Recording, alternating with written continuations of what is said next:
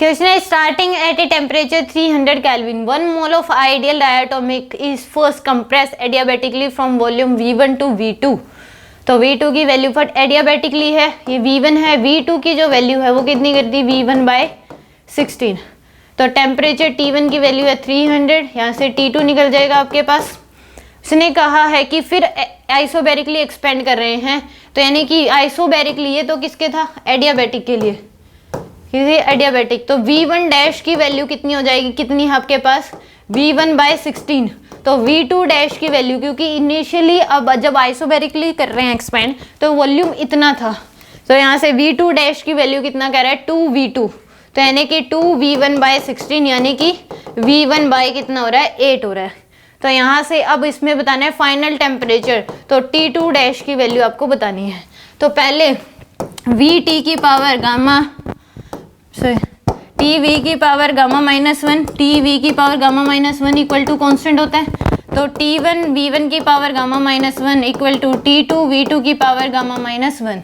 तो यहाँ पे तो याद आएगा आपके पास 1.4 यानी कि 10, तो 7/5, तो T1 की वैल्यू है 300 इंटू में V1 की वैल्यू आ जाएगा 7/5 - 1 इक्वल टू T2 V2 की वैल्यू है V1/16, इसकी पावर है 7/5 - 1। तो यहाँ से आ जाएगा 300 इंटू में V1 की power 2/5 equal to T2 into में V1 की पावर 2/5 इंटू में 1/16 की पावर 2/5। तो ये सेकेंड, तो यहाँ से आ जाएगा 300 इंटू में 16 की पावर 0.4 इक्वल टू आ जाएगा T2। तो 300 इंटू में 16 की पावर 0.4 होता है 3.03 इक्वल टू T2। तो यहाँ से अगर मल्टीप्लाई करेंगे 300 इंटू में 3.03,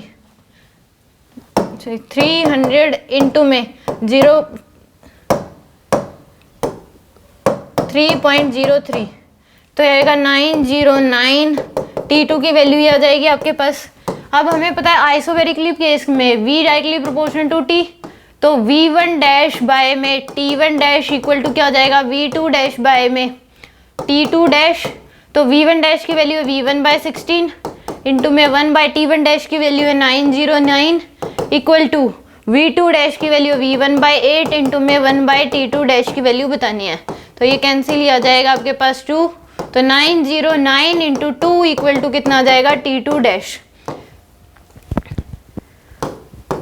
तो ये आपके पास क्या आएगा T2 डैश की वैल्यू, यानी कि 181, या वो प्रॉपर ये आ जाएगा आपके पास T2 डैश की वैल्यू।